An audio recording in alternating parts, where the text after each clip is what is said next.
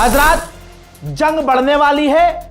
आप ईद की तैयारी खूब कीजिए, लेकिन खबर भी सुन लीजिए।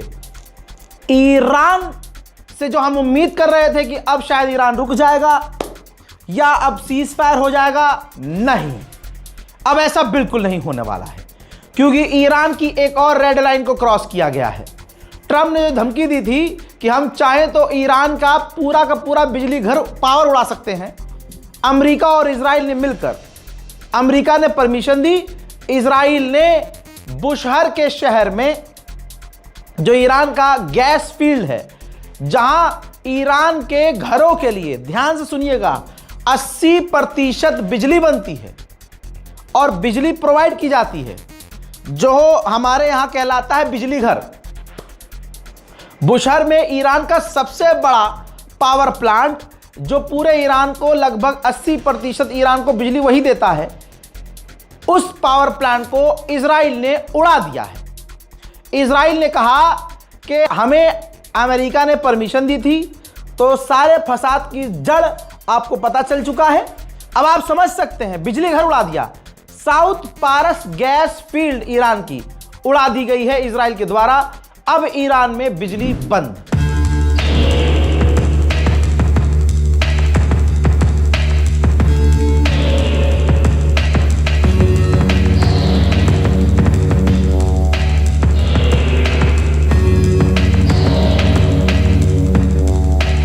मेरे दोस्तों, अब इसके बाद ईरान क्या बेवकूफ है?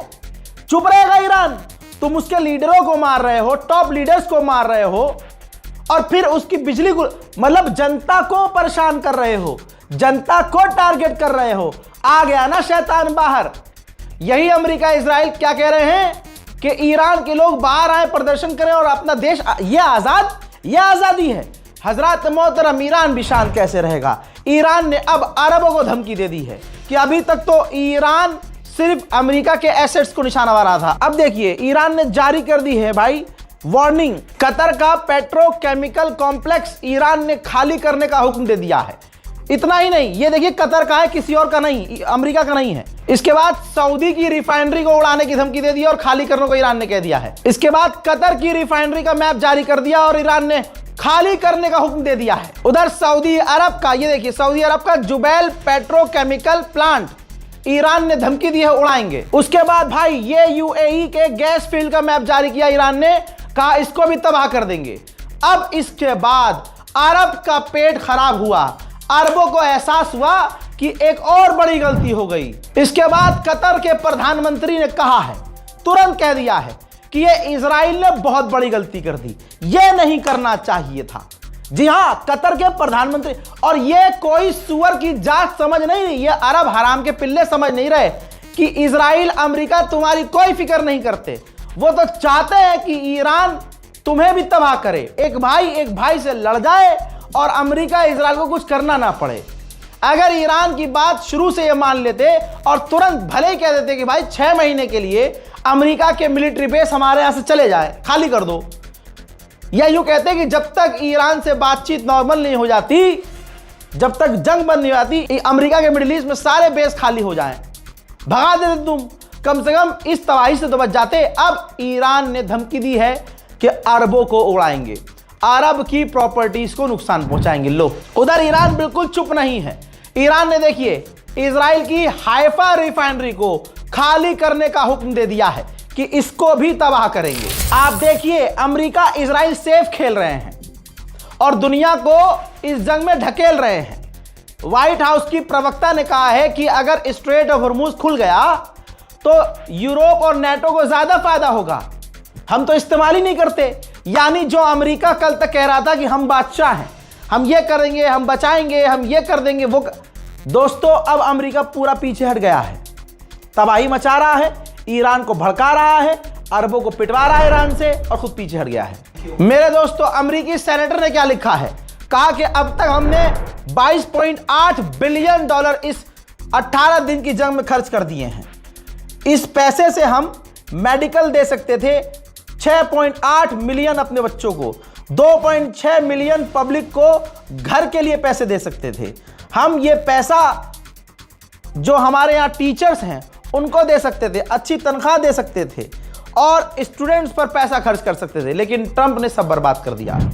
वहीं चाइना का आधिकारिक बयान आया है। चाइना ने कहा कि इजराइल को कभी यह नहीं कहना चाहिए कि वो सच बोल रहा है, क्योंकि वो सच नहीं बोलता, वो डबल पॉलिसी लेके चलता है, दोगला है, क्योंकि उसके पास खुद परमाणु है लेकिन वो बताता नहीं है, छुपाता है, लेकिन दूसरों को परमाणु के नाम पर हमला करके तबाह करता है। यूएई से आप क्या उम्मीद करेंगे?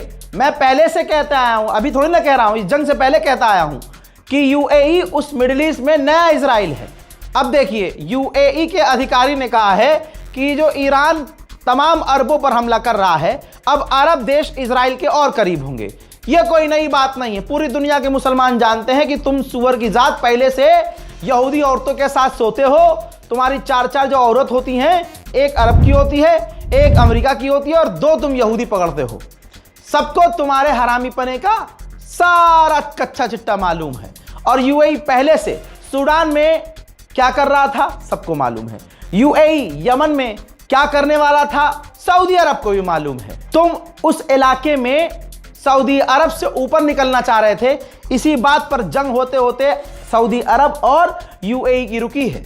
दुनिया जानती है कि अरब किसी के सगे नहीं है। नेटो के तमाम देशों ने मुंह में मुद्द दिया है अमेरिका के, लेकिन हालत इतनी खराब है, गलती पे गलती कर रहा है, फिर भीख दोबारा से मांगी है।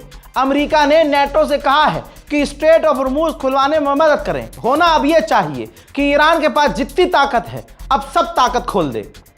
अगर तुमने सोच ही लिया है कि अब शहादत देनी है तो ढंग से दो, और अब ऐसे हमले करने चाहिए कि अब अरब की औकात अरब को याद आ जाए। और ये स्ट्रेट ऑफ हॉर्मुज है ना, ये ईरान के ही कंट्रोल में रहना चाहिए। भाई भारत तो दोस्त है, मोदी जी कह रहे हैं कि भाई, मोदी जी अब लोगों से कहलवा रहे हैं कि कहो हम तो दोस्त हैं। तो चाइना के टैंकर निकल रहे हैं, भारत के भी टैंकर निकल रहे हैं और कुछ और देशों के टैंकर निकल रहे हैं। जैसा ईरान ने पहले कहा है कि हम अपने दुश्मन के टैंकर नहीं निकलने देंगे, ईरान उस पर पक्का रहे। इस रिपोर्ट को शेयर कीजिएगा, दुआओं में याद रखिएगा। जय हिंद।